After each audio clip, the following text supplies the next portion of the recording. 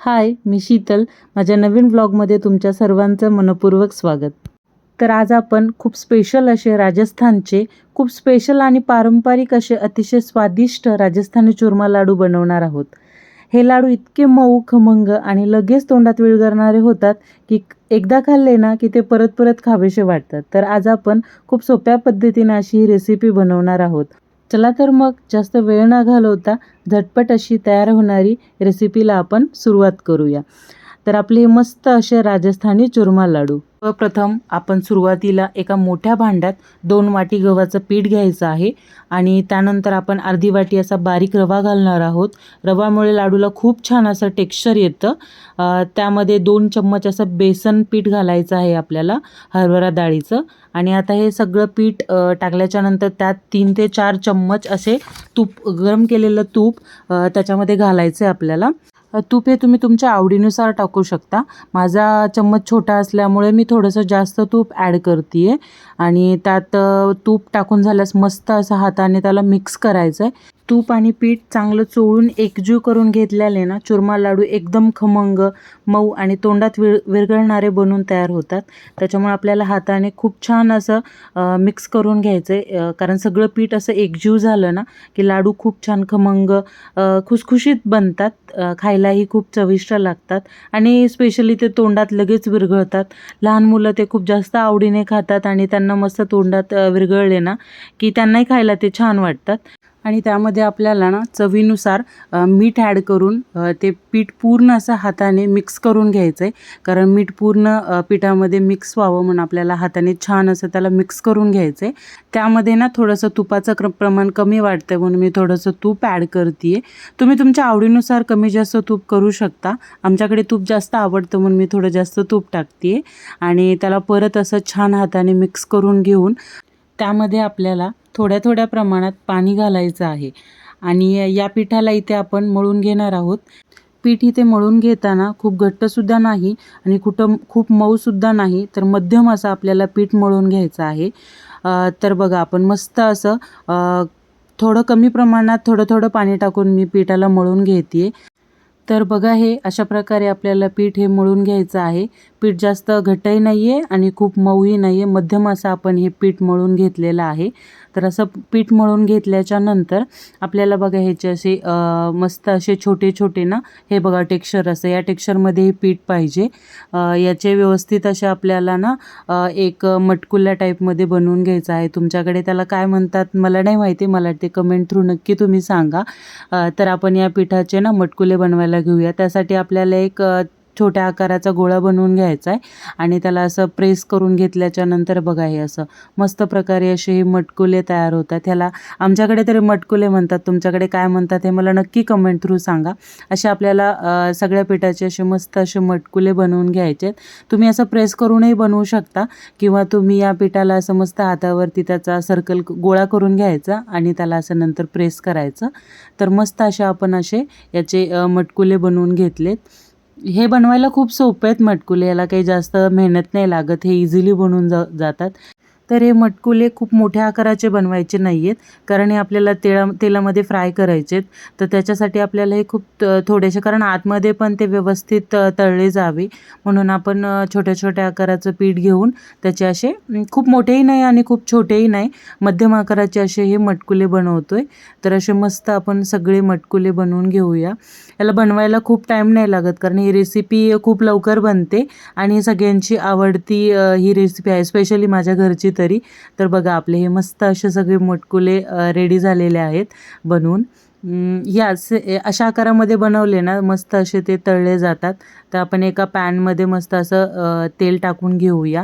आता बघा मी हे तेल गरम झाले की नाही हे चेक करायचं. मी यामध्ये थोडासा पिठाचा गोळा टाकून बघते की आपलं तेल गरम झालं आहे की नाही. तर आपलं तेल खूप छान असं गरम झालं आहे. तर मग आपण त्यामध्ये मस्त असे सगळे मटकुले टाकून घेऊया आणि त्याला असं फ्राय करून घेऊया. सध्या मी फ्लेम एकदम बारीक ठेवलेला आहे, कारण एकदम ओव्हर फ्लेम ठेवल्यानंतरही ते बाहेरून भाजले जातील आणि आतमधून पूर्ण कच्चे राहतील. त्यासाठी आपण मस्त असे थोडंसं कमी गॅसवरतीच हे मटकुले सध्या तळूयात, नंतर आपण थोडासा फ्लेम वाढवूया. मटकुले तळण्यासाठी ना आपली सर्वात महत्त्वाची टिप्स म्हणजे ही कमी गॅसवरतीच त्याला असं मस्त फ्राय करायचं आहे, कारण आपण जर गॅस फुल ठेवला ना तर ते एकदम वरतूनच भाजले जातील, आतमध्ये ते कच्चे राहणार. त्यामुळे आपण त्याला छोट्या गॅसवरतीच आपल्याला सगळे मटकुले व्यवस्थित तळून घ्यायचेत. तर या मटकुले तळण्यासाठी ना आपल्याला 10 ते 15 मिनिट लागतात. तर हे ना हलक्या हाताने आपल्याला पलटवत राहायचं आहे, कारण ते कढईला खाली चिटकवायला नको, म्हणून आपल्याला कंटिन्युअस हे हलक्या हाताने पूर्णपणे व्यवस्थित असे पलटवायचेत. तर बघा मस्त असा सोनेरी रंग यायला चालू झाला आहे. यापेक्षा आपल्याला थोडासा आणखीन सोनेरी रंग येईपर्यंत त्याला मस्त असं फ्राय करायचं आहे. आणि मी कंटिन्युअस त्याला हलवते आहे, कारण पॅनला खाली चिटकवायला नको आणि एक साईडच ते फ्राय व्हायला नको, म्हणून अशी मस्त त्याला मी हलवत राहते आहे. तर बघा असा मस्त असा सोनेरी रंग येतो आहे. अशा प्रकारेच आपल्याला सोनेरी रंग हवा आहे. तर याला आपण मस्त एखाद्या झाऱ्यामध्ये काढून घेऊया. पूर्ण मी बघा मस्त असं फ्राय झालं आहे, एकदम छान असा सोनेरी कलर आलेला आहे सगळ्याला. तर असे सगळे आपले मस्त असे हे मटकुले रेडी झालेत. मस्त असं आपण त्याला बाहेर काढूया आणि उरलेले आपले सगळे मटकुले आपण तेलामध्ये फ्राय करण्यासाठी टाकूया. आणि इथेही सेम आपण एकदम बारीक गॅसवरती याला छान असं फ्राय करायचं आहे. आणि त्याला पहिल्यासारखंच आपल्याला कंटिन्युअस असं चमच्याने हलवत राहायचं आहे, कारण नाही हलवत राहिले तर परत खाली ते चिटकणार. त्याच्यामुळे आपल्याला मस्त हलवून बघा आपले नंतरचेही मटकुले मस्त रेडी झालेत.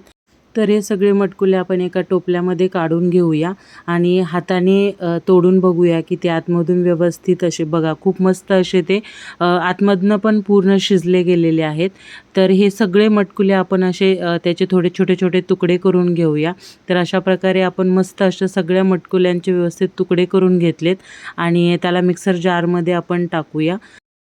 मस्त याला ग्राइंड करून घ्यायचं आहे आपल्याला आणि बारीक करून घ्यायचं आहे, कारण बारीक केल्याच्या नंतर ते असे खायलाही खूप मऊ लागतात.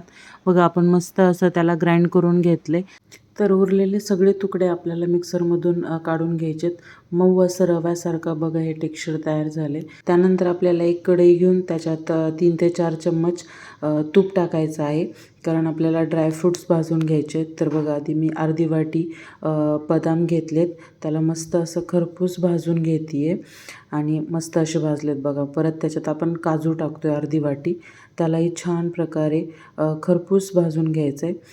तर अशा प्रकारे काजू आणि बदाम भाजून घेतल्यानंतर त्याला प्लेटमध्ये काढून घेऊ आणि त्याच तुपामध्ये आपण लाडू किती गोड लागतील त्यानुसार त्यामध्ये आपण गूळ ॲड करू.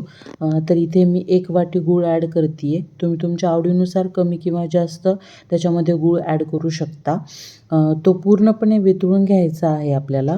गूळ जास्त वेळ शिजवायचा नाही, तर तो फक्त वितळला की आपण गॅस बंद करून घ्यायचा आहे.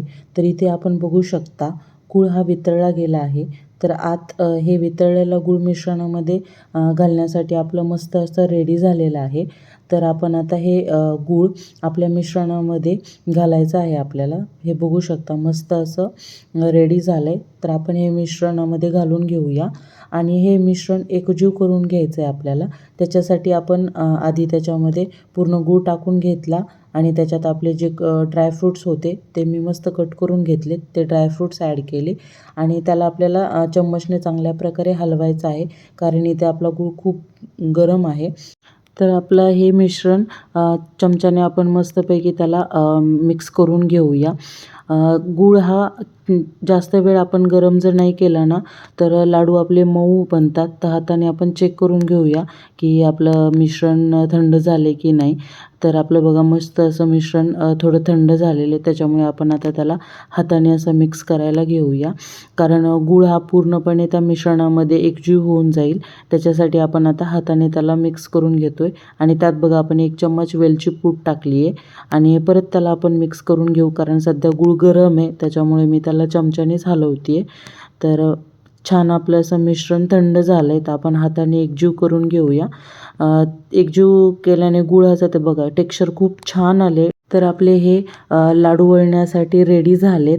तर आपण हे मस्त असे लाडू वळण्यासाठी हे घेऊया. तर आपण बघू, हे खूप मोठे पण नाही बनवायचे, आपण एकदम मध्यम आकाराचे आपण लाडू तयार करून घेऊया. हे आपले चुरमा लाडू खूप हेल्दी पण राहतात आणि मुलांनाही खूप जास्त आवडतात. तर त्यामुळे मी असे मस्त हे बघा खूप छान असा लाडू बनला आहे. खूप जास्त मोठाही नाही आणि छोटाही नाही. तर मध्यम आकाराचे हे आपण लाडू बनवलेला आहे. तर बघा आपले हे राजस्थानी चुरमा लाडू किती मस्त तयार झालेत. तर उरलेले आपले सगळे लाडू आपण तयार करून घेऊया. तर हे आपले राजस्थानी चुरमा लाडू लहान मुलांना किंवा म्हाताऱ्या लोकांना सगळ्यांनाच हे खूप जास्त हेल्दी आणि खायलाही खूप जास्त आवडतात. तर हे बघा दिसायला एकदम आकर्षक आणि खायलाही अप्रतिम असे आपले राजस्थानी चुरमा लाडू इथे तयार करून झालेले आहेत. तर अशा प्रकारे तयार केलेले हे लाडू रूम टेम्परेचर हवाबंद डब्यात आपण 10 ते 15 दिवस सहज ठेवू शकता. तर तुम्हीसुद्धा ही राजस्थानी चुरमा लाडूची रेसिपी नक्की ट्राय करून बघा आणि तुमचा अनुभव मला नक्की कमेंट थ्रू सांगा. चला तर मग नेक्स्ट व्हिडिओमध्ये भेटूया. बाय.